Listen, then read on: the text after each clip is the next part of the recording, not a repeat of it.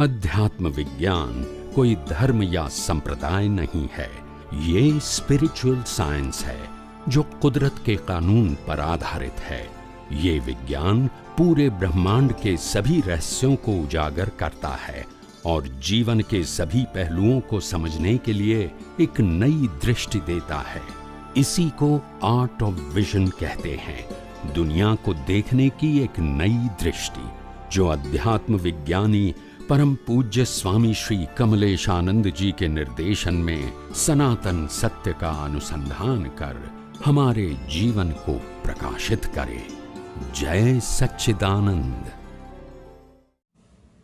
अगर स्पिरिचुअल सत्संग के अंदर आपको ये बिलीफ बैठ जाती है कि I am not body but I am a pure soul, I am not temporary but I am permanent, I am not creator by I myself is never created by anybody, but of course body is created.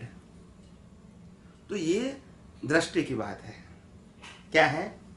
दृष्टि की बात है कि मैं शरीर नहीं हूं, मैं आत्मा हूं और ना ही मैं शरीर को चलाने वाला हूं। मैं अपने स्वभाव से चलता हूं। शरीर तो कर्म सत्ता से चलता है। न मैं शरीर हूं, न मैं शरीर को चलाने वाला हूं। मैं तो शरीर से मुक्त ऐसा शुद्धात्मा हूं और मैं अपने स्वभाव से चलता हूं। मेरे को चलाने वाला कोई नहीं है। तो ये अगर विजन में रहता है कि I am a pure soul and nobody is control of my nature as a pure soul, अगर ये विजन में रहेगा तो धीरे धीरे मैं शरीर हूँ या मैं नामधारी हूँ, उनकी जो इफेक्ट है वो धीरे धीरे कम होगी साइकोलॉजिकल, क्योंकि आपका स्टेटस चेंज हो गया। क्या हो गया? हम ये कहना चाहते हैं कि नाम और नाम की कितनी इफेक्ट होती है और इसको बदलने से हम इफेक्ट लेस भी हो जाते हैं। ये दोनों एक्सपीरियंस है। तो यहाँ ज्ञानी पुरुष क्या करते हैं? आपका नाम चेंज नहीं करते हैं, आपका स्टेटस चेंज कर देते हैं। नाम बॉडी का है और आप बॉडी नहीं है तो क्या हो? तो आप शुद्ध आत्मा है। और वही आपको दिमाग में रखना है ईच एंड एवरी मोमेंट।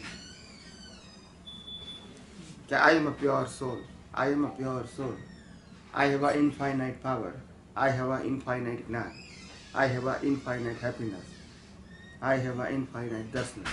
ये आपके सिर्फ विजन में रखना है विथ अवेयरनेस। क्या बताया? With awareness. बाद में इनको कुछ होगा तो आपको नहीं होगा फिर, क्योंकि आपका स्टेटस क्या हो गया? चेंज हो गया। तो इसको कहते हैं दृष्टि को बदलना।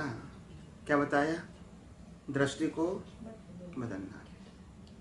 महाभारत के युद्ध के अंदर श्री कृष्ण भगवान ने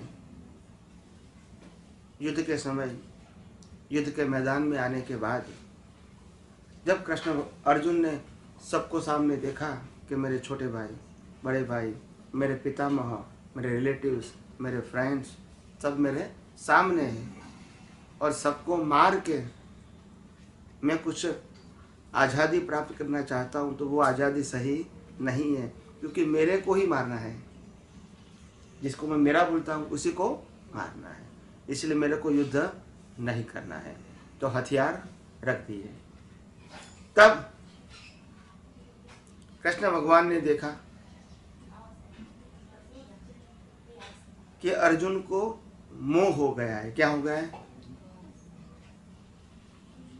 अर्जुन को किसका मोह था? अपने परिवार का। मगर कृष्ण भगवान की दृष्टि में अर्जुन को अलग मोह था, क्योंकि वो ज्ञानी थे। उन्होंने देखा कि अर्जुन को मोह हो गया है, मगर कौन सा मोह हो गया है? मैं ही अर्जुन हूँ और मैं ही उसको मारने वाला, ये मोह हो गया है। तब कृष्ण भगवान उनको दिव्य चक्षु देते हैं कि तू अर्जुन नहीं है, तू तो शुद्धात्मा है। अर्जुन तो विनाशी है और तू अविनाशी है। अर्जुन तो कर्म सत्ता से चलता है और तुम स्वभाव से चलते हो। तुम दोनों विनाशी और अविनाशी एक कैसे हो सकते हैं? यानी उस समय उन्होंने दिव्य चक्षु दिया। क्या बोलते हैं? दिव्य चक्षु, डिवाइन विजन। और वही विजन ज्ञानी पुरुष देते हैं, कोई अलग नहीं है, सेम विजन, डिवाइन विजन। इसको कहते हैं दिव्य चक्षु। तो ये दिव्य चक्षु प्राप्त होने के बाद जब अर्जुन ने महाभारत में युद्ध किया और लाखों लोगों की हिंसा के वो निमित्त बने, फिर भी एक भी कर्म बंध नहीं हुआ और वही अवतार में मोक्ष में गए। दृष्टि परिवर्तन, क्या बताया? दृश्य परिवर्तन नहीं, क्रिया परिवर्तन नहीं, गुरु या भगवान का परिवर्तन नहीं किया। किसका किया? दृष्टि का। जैसी दृष्टि वैसी। तो आध्यात्म मार्ग दृष्टि के ऊपर है, क्रिया के ऊपर नहीं है। क्रिया वो संसार मार्ग है। क्या है? संसार। It's a relative truth. दृष्टि जो है बहुत इंपॉर्टेंट है ना, स्पिरिचुअल पाथ। आपका विजन कौन सा है, उसी प्रकार से आप पुरुषार्थ करोगे।